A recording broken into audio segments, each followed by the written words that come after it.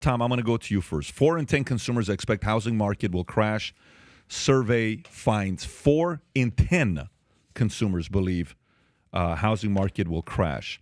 Economists and real estate industry, by the way, that's economists and real estate industry leaders generally agree that the U.S. housing market has slowed and will continue to in 2023, but have tended to use words like temper, modest, correction when referring to declining sales and price ahead. Crash is a word that has been almost universally avoided. Consumers may have gloomier expectations. A recent Lending Tree survey of 2,033 Americans ages 18 to 76 found 41% believe the housing market will crash in the next 12 months. Crash is defined as a significant drop in home values in a short period of time. Of those expecting to crash, 3 out of 4 think it will be as bad as worse of 2008 housing crash. Home prices posted the 3rd straight monthly decline in September. Tom, thoughts?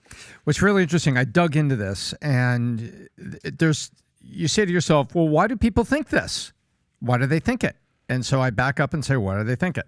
And I looked in here, and right now, the days that listings are on is extending. I saw Redfin, I saw Zillow stats. So the number of days are on the market are getting longer and longer and longer, and the number of showings is like way off. And it's because interest rates are high, people can't afford to buy houses. So if Vinny's selling his house, Vinny's my friend. I said, how's it going? It's going nowhere, man. I had a good realtor. It's been on the market. Nobody came here. Open house. There's like 3 couples. And, it's just sitting. It's just sitting there. And she told me to drop it $49,000. So I dropped it $49,000 and it's still sitting. So Americans, number one, they know that things are sitting on the market. Number two, they know that the mortgage rates are higher and it's making them all worried. Those are the 2 facts that you dive into the consumer sentiment. That's what they say. Man, nobody can sell a house in our street. And boy, look at the mortgage rates. The average person that doesn't read the Wall Street Journal, who's just aware of their own community, that's what they're seeing. What's also interesting is how regional this is. Right now, California, Washington, Oregon, and Nevada, it is in crash mode. Whereas South Florida, buoyed by a huge influx of people called demand, the market has only moved about 3-4%. So depending on where you live is also connected to this. But consumers are not dumb, and they're seeing what's out there, and suddenly it feels pretty bleak, and you survey them, and they said, oh, this thing's going to crash. Tom, let me ask Rational you, confusion? In your expert opinion, we can all agree that the 2008 financial crisis were spurned by the mortgage-backed securities and what was the NINA, no income, no assets, and basically the loose lending, right? I mean, that's essentially the reason that the economy almost tumbled, all these mortgage-backed securities and all this loose underwriting. Similar. Oh, yeah. We were default and inventory both shot through the roof. So there was a lot of bad actors. There was a lot of, loose underwriting. There was whether it was illegal, fraudulent, I don't know how many people went to jail for it. I don't know. But people were sort of calling it Michael Burry. So there were some definite reasons for that. In your expert opinion, what are the 1 or 2 bullet point reasons why this crash would happen now? Is it interest rates? Is it supply and demand? What would it be?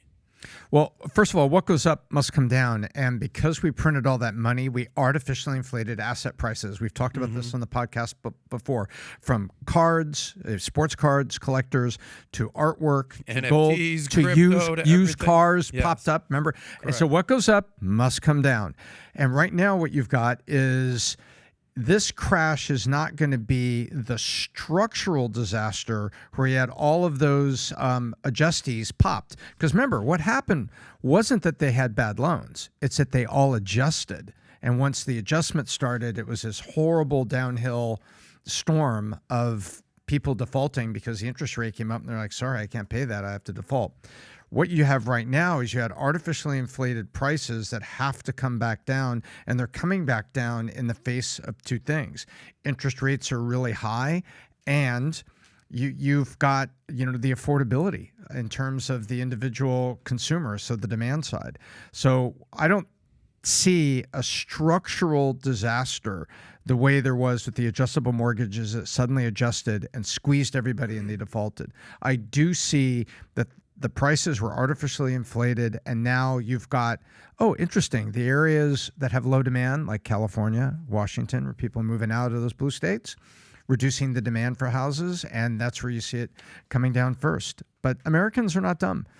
They're out there right now, and they're feeling this, and for a lot of people, average means this is sad. So with all the craziness taking place, I believe future looks bright. If you believe future looks bright, get your latest Future Looks Bright hat of Valuetainment.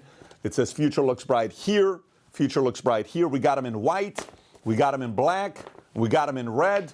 Our black on black sold out. These are about to sell out. If you haven't ordered one yet, we had a person in Michigan, bought one, then he bought three. Then when those three people weren't in the office, they had to order 58 of them because people wanted the Future Looks Bright hat, especially during times like this, because ain't nobody saying Future Looks Bright. To order your Future Looks Bright hat, click over here. And to watch the entire podcast, click here. Take care, everybody.